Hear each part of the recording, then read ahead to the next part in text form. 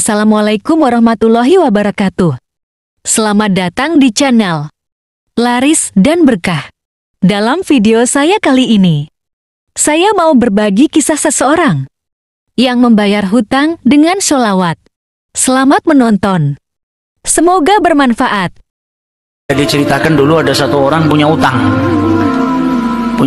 500 dinar. Dia punya utang banyak sama orang. Kemudian datang waktunya semua pada nagih, maka dia kebingungan, nggak punya uang. Akhirnya dia pergi ke salah seorang saudagar, dia pinjam uang 500 dinar. Diberikan sama saudagar tadi. Sebelum diberikan ditanya, kapan mau kau kembalikan uang ini? Maka dia berkata, insya Allah di tanggal sekian saya kembalikan. Uang itu diambil, dia bayarkan hutangnya satu persatu. Selesai dibayarkan tidak tersisa uangnya. Nggak ada sisa modal untuk dia putarkan supaya bisa bayar utangnya yang 500 dinar ini. Karena apa? Memang dia pinjam sesuai dengan kadar hutangnya.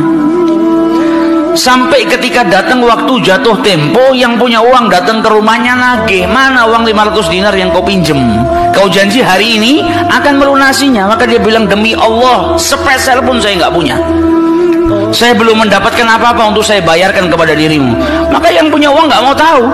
Engkau janji tanggal sekian mau kau bayar, sekarang sudah jatuh temponya, maka bayar hutangmu sesuai dengan ucapanmu. Dia bilang, saya nggak punya. Kalau begitu ayo pergi ke Qadhi, pergi ke hakim. Nggak benar ini perbuatanmu. Maka yang utang tadi dibawa sama yang punya uang ke hakim. Diceritakan perkaranya, ditanya sama hakim, kenapa tidak kau bayar hutangmu? Bukankah engkau berjanji hari ini akan melunasinya? Dia bilang, iya saya berjanji, tapi saya nggak punya uang. Saya bukan pengkhianat, bukan orang yang mau berdusta. Kalau berdusta saya akan bilang saya nggak punya uang. Nggak ada perjanjian di sini, nggak ada bukti. Tapi saya ngaku kalau saya punya hutang dan hari ini saya nggak punya uang untuk saya bayarkan. Maka Qadhi berkata, apa kalau begitu kau melanggar janjimu, maka engkau harus dihukum, engkau harus dipenjara. Maka yang utang tadi bilang apa? Kalau begitu ya sudah, kalau memang hukumannya saya harus dipenjara karena saya nggak bayar utang, ya sudah saya terima. Tapi tolong berikan saya waktu 1 hari. Saya mau kembali ke rumah saya mau izin dengan istri dan anak-anak saya. Besok saya akan kembali ke sini lagi dan masukkan saya ke dalam penjara. Maka sang hakim berkata apa? Bagaimana mungkin saya bisa percaya dengan dirimu? Siapa yang menjamin dirimu? Kalau ada yang menjamin kau bakal kembali ke sini, maka saya lepaskan. Dia bilang, ya Qadhi, kalau saya niat lari sudah dari kemarin-kemarin saya lari. Kalau saya niat lari saya nggak datang ke sini. Maka percayalah saya akan kembali di esok hari. Maka kata Qadhi, jaminannya apa? Akhirnya lelaki tadi bilang apa? Jaminannya yang menjamin saya adalah Rasulullah SAW. Maka sang hakim bingung. Maksudmu yang menjamin Rasulullah ini bagaimana? Dibilang, ya hakim, kalau saya besok nggak kembali ke tempat ini, saya bersedia ditolak menjadi umatnya Nabi besar Muhammad SAW. Ini tidak main-main sumpahnya. Dan ini bukan sembarang orang, memang orang yang soleh. Dia bilang, berikan saya waktu sebentar, saya kembali kepada keluarga saya pamit dengan istri saya, besok saya kembali. Saya bersumpah dan saya siap dikeluarkan dari umatnya Rasulullah, nggak dianggap sama Rasulullah kalau sampai saya berdusta. Maka si hakim tadi mendengar sumpahnya seperti ini, akhirnya dipercaya, kalau begitu kembalilah. Maka dia kembali ke rumah, dia ceritakan kepada istrinya, dia minta izin sama istrinya, suamimu ini mungkin besok di penjara karena nggak bisa bayar utang. Kata istrinya, kalau kau dihukum penjara, terus apa yang bisa membuatmu keluar sekarang ini? Kok tidak langsung di penjara, kok bisa kembali ke rumah? Kata suaminya, karena saya mendapatkan jaminan. Dari siapa? Dari Rasulullah. Dia ceritakan, saya bersumpah kalau saya nggak kembali di esok hari, saya rela tidak dianggap sebagai umatnya Rasulullah SAW. Maka istrinya berkata, selagi engkau ini mendapat jaminan dari Rasulullah atau kau menjaminkan Rasulullah SAW, maka ayo kita perbanyak sholawat. Semoga Nabi besar Muhammad SAW benar-benar menjamin dirimu. Sholawat itu manfaatnya besar. Sholawat ini berkahnya luar biasa. Maka si suami sama si istri kemudian diperbanyak sholawat, membaca sholawat yang sangat banyak sampai mereka akhirnya tertidur. Yang laki yang punya utang tadi ketika tidur mimpi berjumpa dengan Rasulullah sallallahu alaihi wasallam, dan Nabi dalam hadisnya telah bersabda, "Man ra'ani faqad ra'ani haqqa." Siapa yang mimpi berjumpa dengan diriku, maka sesungguhnya itu aku. Karena syaitan gak bisa menyerupai Nabi besar Muhammad sallallahu alaihi wasallam. Dan orang yang dalam hatinya ada mahabbah, orang yang rindu, orang yang membersihkan dirinya, orang yang memang benar-benar ingin berjumpa dengan Rasul sallallahu alaihi wasallam akan diperjumpakan oleh Allah Subhanahu wa taala dalam mimpinya ataupun dalam keadaan yaqdzatan, karena Nabi pun menjelaskan ada orang-orang yang bisa melihat Rasulullah sallallahu alaihi wasallam dalam keadaan sadar. Sebagaimana dulu diriwayatkan ada seorang santri kepingin ketemu sama Rasulullah, pingin mimpi. Tanya sama gurunya, sama kiainya, "Ajarkan kepadaku caranya mimpi ketemu Rasulullah itu bagaimana?" Kata kiainya, "Apa gampang. Nanti malam kau makan ikan asin yang banyak, setelah makan jangan minum, kau tidur." Maka dia bingung, apa hubungannya ikan asin dengan mimpi ketemu Rasulullah? Praktekkan. Ini kiai mau mendidik santrinya yang betul-betul kepingin berjumpa dengan Rasulullah, pingin mimpi dengan Rasul sallallahu alaihi wasallam. Maka malam hari datang dia makan ikan satu piring, setelah itu nggak minum, tidur. Bangun tidur dia pergi ke gurunya, marah, "Mana saya nggak ngimpi ketemu Rasulullah?" Kata gurunya, "Apa yang kau impikan? Kau mimpi ngelihat apa?"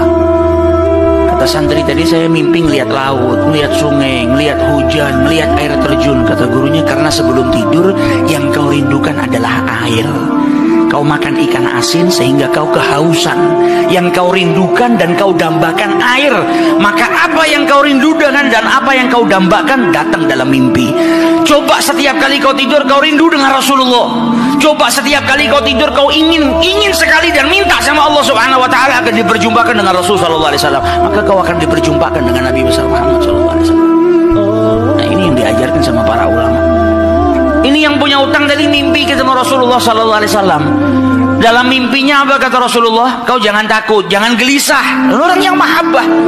Baca sholawatnya bukan sekedar baca, tapi baca dari lubuk hatinya, baca dengan penuh kecintaan.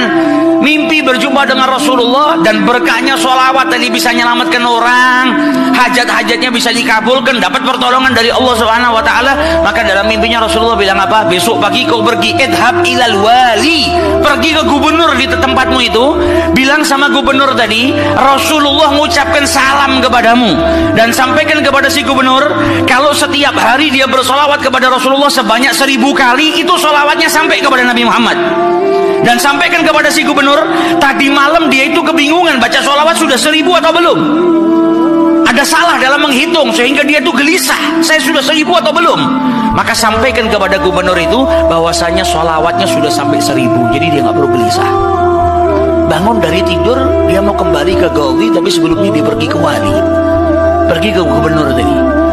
Sampai di rumahnya gubernur dia sampaikan, "Wahai wali, wahai gubernur, Rasulullah menitipkan salam kepadamu." Kaget dia. Orang yang selama ini dia solawati, gubernur ini gubernur yang cinta kepada Rasul sallallahu alaihi wasallam, tiba-tiba ada orang yang datang bawakan salam dari Rasul sallallahu alaihi wasallam. Nabi Muhammad berkata kepadamu, "Wahai gubernur, solawatmu yang kau baca 1000 kali setiap hari sampai kepada Rasulullah. Dan tadi malam ketika engkau kebingungan solawatmu itu sudah 1000 atau belum, ternyata sudah 1000. Nabi ngabarkan kau jangan takut, jangan gelisah, karena solawatmu seperti biasa, istiqomah kau baca, jumlahnya sudah 1000. Dan Nabi Muhammad minta engkau bantu diri saya untuk melunasi hutang." Maka saking gembiranya dapat salam dari Rasulullah, dapat kabar kalau solawatnya yang selama ini dia baca sampai kepada Rasul sallallahu alaihi wasallam. Ditanya, "Utangmu berapa?" 500 dinar. Diambilkan 500 dinar dari Baitul Mal. Setelah itu diambilkan lagi 2500 dinar dari uang pribadinya. "Ini hadiah buat dirimu karena kau datang bawa kabar gembira kepadaku, yaitu Rasulullah sallallahu alaihi wasallam mengucapkan salam kepadaku." Mahabbah. Kita belum tentu, kalau mungkin andai ada orang yang mimpi berjumpa dengan Rasulullah kemudian Nabi mengucapkan salam kepada kita, belum tentu kita bahagia sampai bisa mengeluarkan harta seperti itu. Tapi orang-orang yang mahabbah kecintaannya sama Rasulullah luar biasa. Maka dia pulang dari rumahnya si gubernur tadi bawa uang 3.000 dinar. Utangnya cuma 500 dinar. Berkat sholawat dia bisa melunasi hutangnya. Maka dia pergi ke rumah qadhi, sebagaimana janjinya dia akan kembali. Dia ketuk pintu rumah qadhi. Maka qadhi tadi ketika buka pintunya langsung memeluk orang tersebut, nangis yang luar biasa dan berkata apa? Alhamdulillah, berkat dirimu tadi malam saya mimpi ketemu Rasulullah SAW. Kata Rasulullah apa? Kalau engkau membantu orang yang punya utang itu untuk melunasi hutangnya, maka aku akan membantumu kelak di hari kiamat. Diambilkan uang 500 dinar diberikan kepada orang tersebut. Sampai Ghazinya pun diimpiin sama Rasulullah SAW. Keluar dari rumahnya Ghazi bawa uang berapa? 3.500 dinar. Dia pergi ke tempat orang yang dia utangi mau bayar utang.